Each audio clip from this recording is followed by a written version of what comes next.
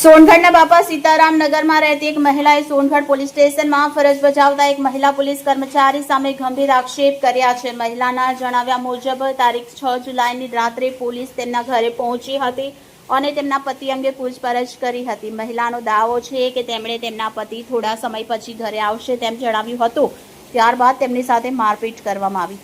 મહિલાના જણાવ્યા મુજબ ત્યારબાદ તેમને પોલીસ સ્ટેશન લઈ જવામાં આવ્યા, જ્યાં થોડો સમય બેસાડી રાખવામાં આવ્યા હતા. મહિલાનો વધુ આક્ષેપ છે કે તે દરમિયાન તેમની તબિયત નાદુરસ્ત હોવા છતાં તેમની માંગ મુજબ પાણી આપવામાં આવ્યું ન હતું. આ તમામ દાવાઓ મહિલાના નિવેદન પર આધારિત છે, જેની સ્વતંત્ર પુષ્ટિ હાલ થઈ નથી. પ્રાથમિક માહિતી મુજબ મહિલાના પુત્રનું નામ કોઈ અન્ય કેસની તપાસ દરમિયાન સામે આવ્યું હોવાનું કહેવાય છે.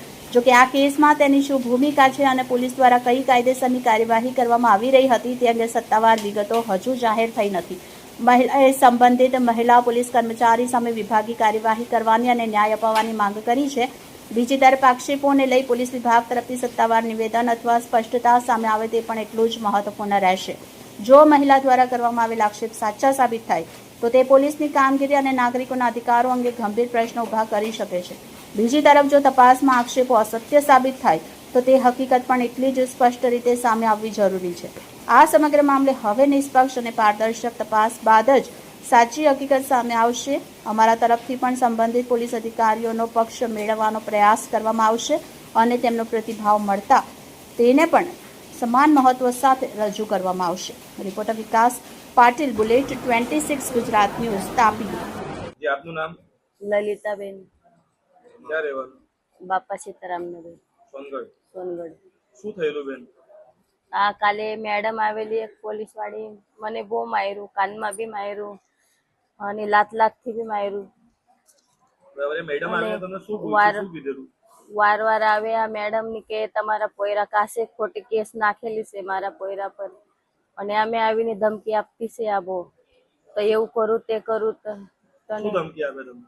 તો તમે અહીંયા પોયરાને ખોટી કેસમાં એ ફસાડી દઉં, તમે બી ફસાઈ દઉં એવું કહીતી છે. તમને તમારા છોકરાને ખોટા કેસમાં? હા, ફસાઈ દઉં. બરાબર છે. ગઈકાલે સાંજે આવીને એમણે તમને પહેલા શું પૂછ્યું? તો તારા ઘરવાળાને બોલાવે એમ કે. મેં કીધું અડધો કલાકમાં આવું મેડમ અમે. તો મને બહુ માર્યું, એને બહુ લાતથી માર્યું. ડાયરેક્ટ તમને મારવા લાગી ગઈ ડાયરેક્ટ. ક્યાં ક્યાં માર્યું? ઘરમાં આ પગ પર પગ મૂકતી હતી ને કાન ફટ્યામાં બહુ માર્યું, અને આ દબાવતી હતી, સાડી બી ખેંચતી હતી મારી. બરાબર. તમારા આજુબાજુ વાળા કોઈ આવી ગયેલા ત્યારે? ત્યારે આ આશીષ આવેલો, આ કહેતા હતા કેમ મારતા છે એમ કરીને. બરાબર. બીજું કોઈ આવેલું નહીં? તો આજુબાજુ વાળાને એને ભગાડી દીધું. ભગાડી દીધું. હવે બેન, શું તમારી માંગણી શું છે?